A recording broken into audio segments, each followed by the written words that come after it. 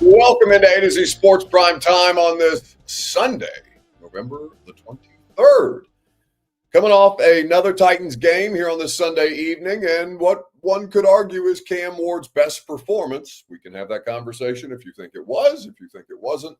Certainly, we can work our way through that discourse today. It was another one-score game, the third straight cover for the Tennessee Titans. If you're somebody who's betting on these games, if you are, you're insane. But it was a slog for them in the first half, and they fought their way back in the second half thanks to Chimere Dike and Cam Ward, and a little bit of Xavier Restrepo sprinkled into the mix as well. So we'll talk about that. We'll do Sunday Funday. You'll hear from Mike McCoy, and we will see if you guys feel the way that I feel, which is, moral victories are for losers, and they are losers, right? They're 1-9, 1-10 now at this point in time. So there's nothing there to be won but moral victories at this point. And the value of a moral victory, I think, for this particular team is, okay, did you get a moral victory because of the progress of the young players that are going to be the future of this franchise? And that, I think, is where the optimism, if you are going to be optimistic about today's results, that's where the optimism would lie. Share the broadcast around on Facebook, YouTube, Twitter, and on Twitch, wherever you are spending your precious and valuable time with us. We do appreciate your participation. If you're hanging out on Twitter, please retweet the show. It's in the bottom right-hand corner of your screen. If you are on Facebook Live today, you can share now to public. That is in the bottom left on Facebook. If you are doing that, I'm doing that myself right now. YouTube and Twitch, subscribe to the channel, like the video, throw a little thumbs up or hit that little thumbs up if you would be so kind. It does help us on the show. It does help you guys share the show around and help more Titans fans find reasons to have optimistic conversations about Cam Ward, as opposed to, well, they're 1-10 and they're in a terrible way and they're not getting better in a lot of different departments. But the departments that matter, there is at least some sign of appreciable growth there. Once you've done that, more you guys will trickle on in here throughout the course of the evening, and we can have a fun discussion on this Sunday night. I'll go ahead and get it started. Welcome into A to Z Sports Prime Time from the T-Dot Studios. Nobody trashes Tennessee. The Tennessee Department of Transportation reminds you that you can be a part of the solution to end littering. Go to nobodytrashestennessee.com today for more details. By Two Rivers Ford, the South's most trusted Ford dealer, online at tworiversford.com. If you are in the market for a quality American-made Ford vehicle, Two Rivers Ford has you covered. True Math Fitness, where you go to get your first workout free and the best workout in Middle Tennessee. TrueMathFitness.com for more details. And, of course, if you want to dress for success, Simon Says Nashville is there for you. The premier men's clothing spot in Nashville is Simon Says. So, I keep screwing up the score. 30-24 was the final today at Nissan Stadium, and they were in a situation where they trailed for the vast majority of the game. And then in the second half, Chimere Dike had a 90-yard punt return touchdown. He should be an all-pro. I don't think it's debatable at this point in time. He is, I might argue that Chimere Dike is better at his job than anybody else on that football team, save Jeff Simmons, is at their job at this point in time. And I think that is impressive, because you find ways to have him be a plus on special teams. You're just looking for different ways that you can win within the margins, and Chimere Dike is obviously giving them plus value on the special teams. Now, they're not getting complimentary football right now.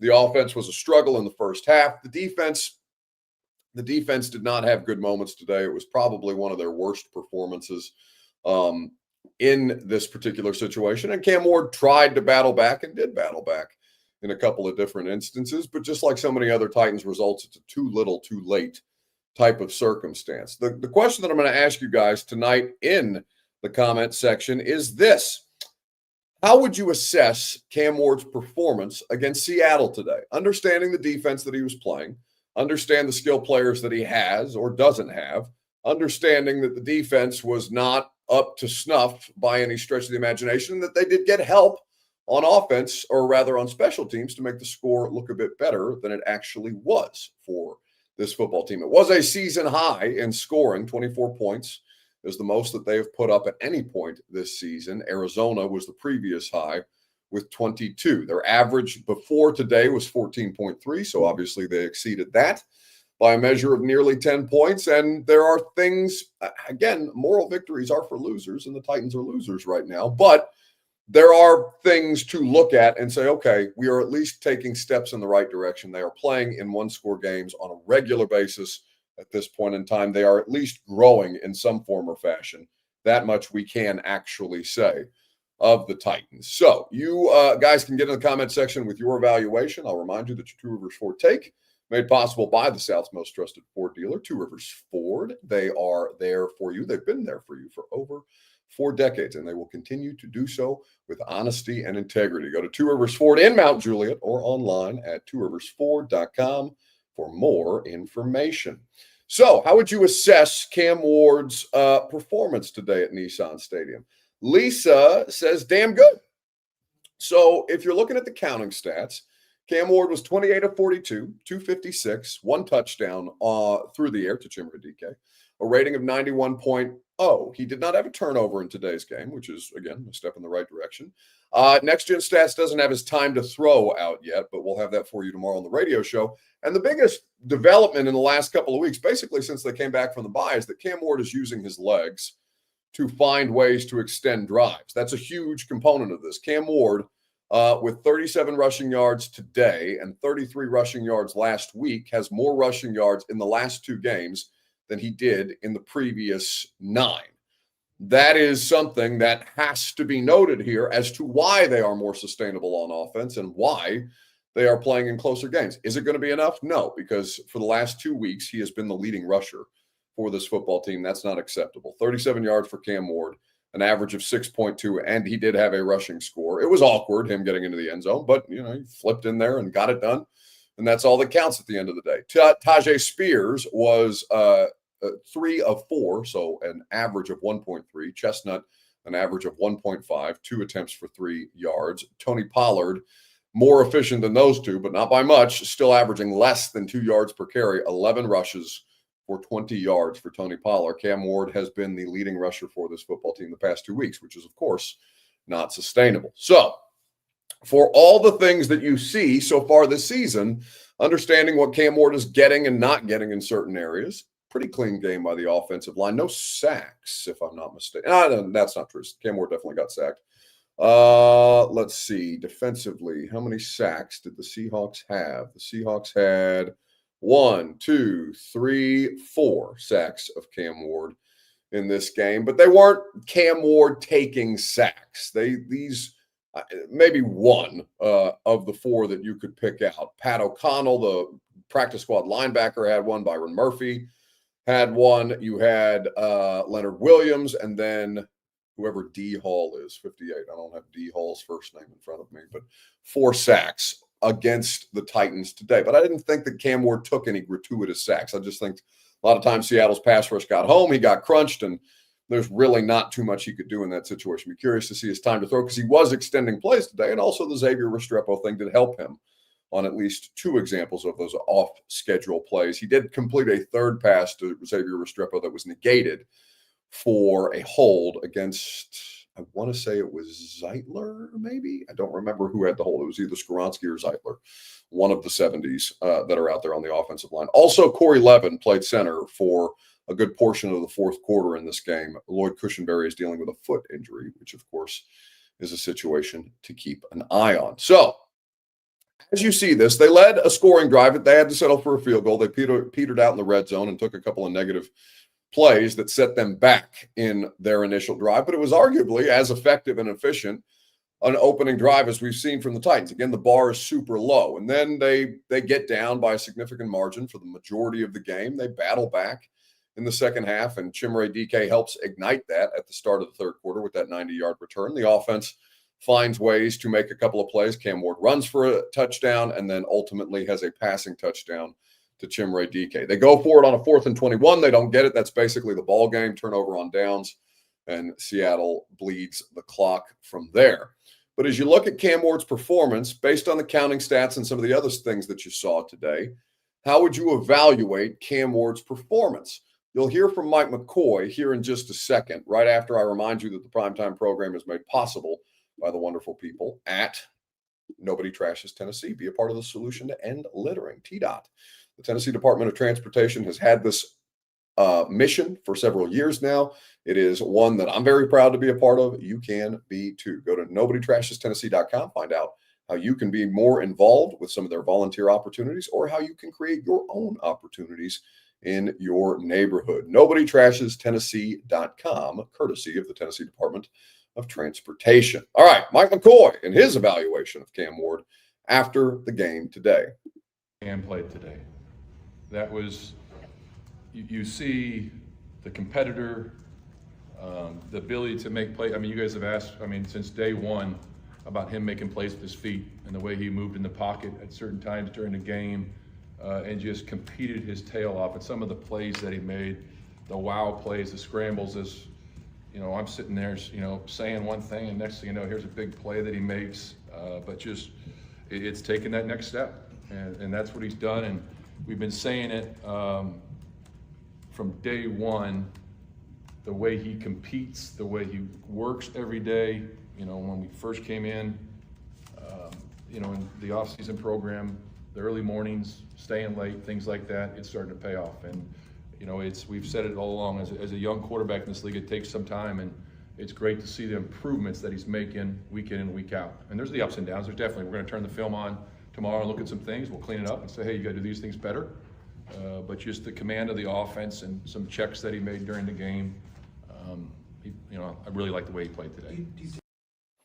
So that's Mike McCoy speaking about his rookie quarterback. He started off by saying, I love the way that Cam Ward played today. So on a scale of how he performed individually, understanding the context of his circumstance, I'd be comfortable giving him a B. I think a B. I think that's a pretty good. As far as I can tell, it's his best game of the day. I think based on the degree of difficulty of the defense that he was facing, I think you feel good about the fact that he's done it now in back-to-back games, which should make you feel like he's at least headed in the right direction. I really don't have any complaints with the way that Cam Ward played today, but I think that it's still a losing effort, right? It's still too little too late. It's still the fact that how many first downs did they finish with in this game on offense that were not as a result of penalty? I can pull that up very quickly if you'll give me just a moment. Okay, so they ended up with, in total, 18 total first downs. Seattle only had 19. And they did a great deal of good to dig themselves out of that. That was primarily in the second half of the game. So the first half, they really languished. 5 rushing first downs, 12 first downs by pass. And they did have a far more successful and far more aggressive approach on fourth down today. They went for it on 7 fourth downs today. They were 5 of 7 on fourth down today. And Mike McCoy was a little bit chesty about that fact afterwards in the press conference, which I thought was funny because he's clearly, at least heeding some of the criticisms that we've had for him. 5 of 7 on fourth down. They were 6 of 17 on third down today. So putting themselves in short yardage situations and then opting to go for it. So I think a B feels right.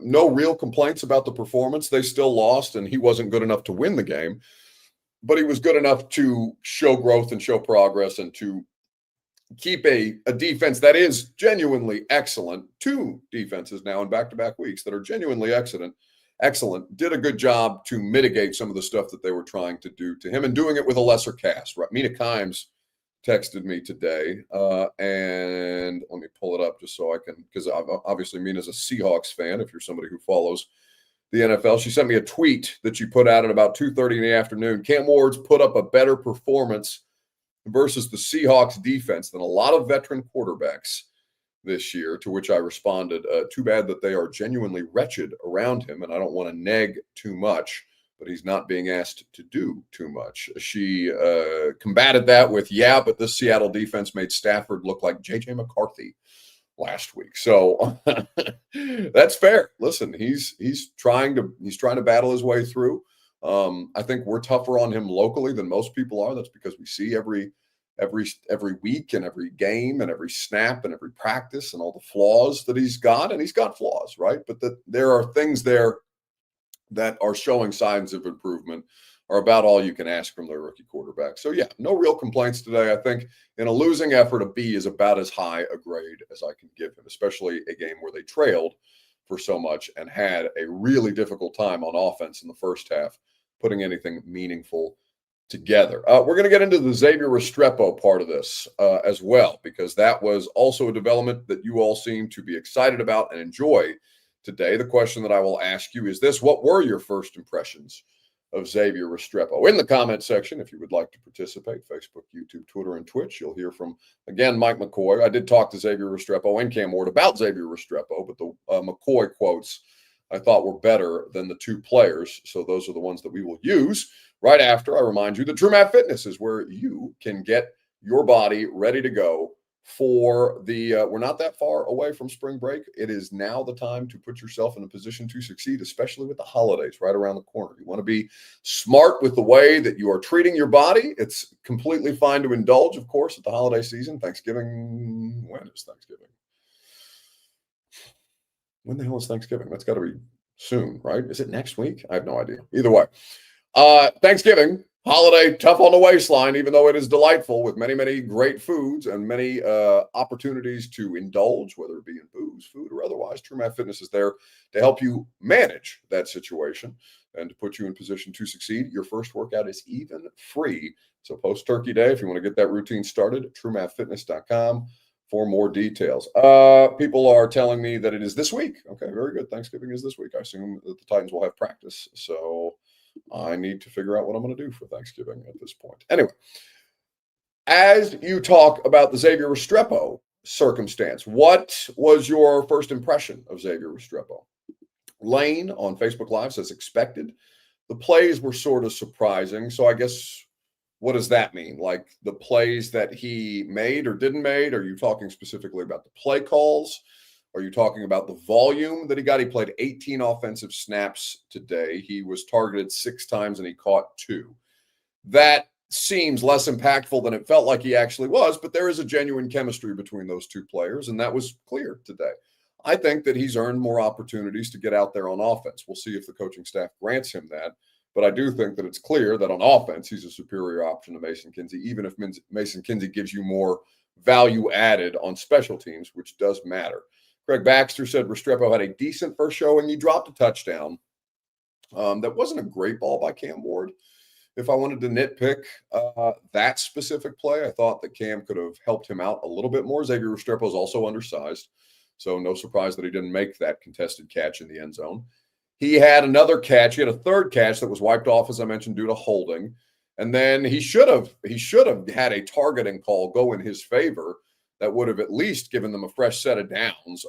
That ended up being that 4th and 21 play that the officials, frankly, from my perspective, just missed. So again, Mike McCoy, I asked him specifically about the value of Xavier Restrepo and if he earned himself more opportunities given the performance that he had today.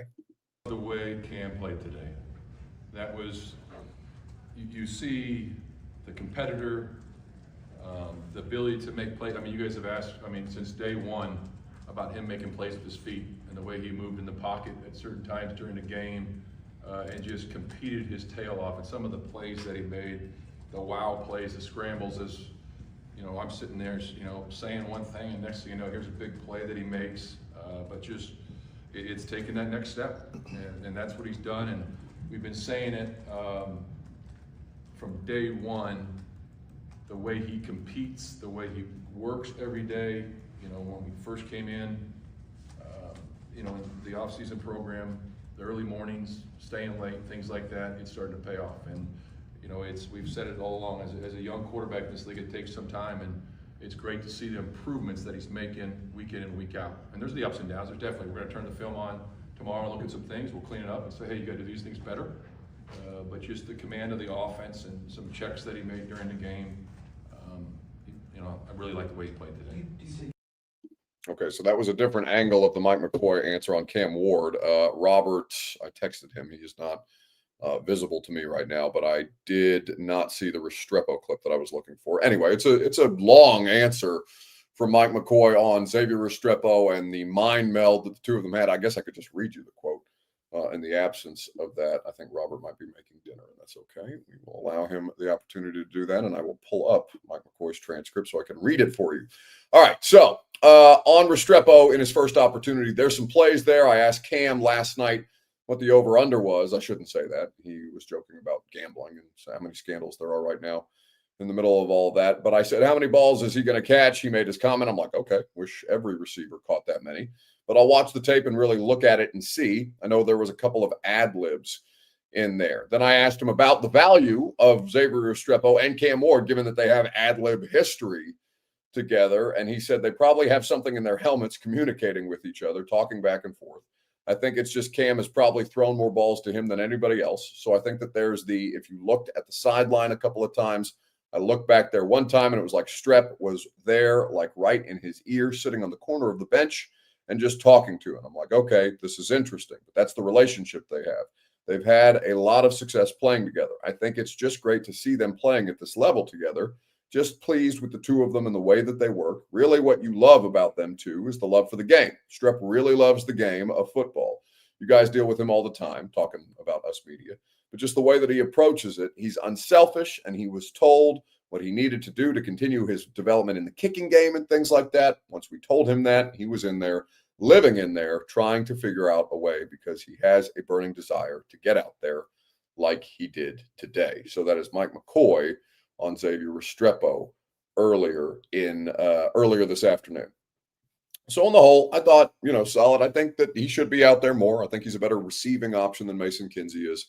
And, the special team stuff, hopefully they can find a way to kind of hedge their bets. Restrepo played more offensive snaps. Kinsey played far more special team snaps. And if they've got to they've only got so many call-ups for Restrepo, so they have to make a decision. They won't be able to just pull him up off the practice squad for the rest of the regular season. He would have to be signed to the active roster, which we'll see whether they're willing to do that or not. But right now, yeah, I felt he had a pretty good showing.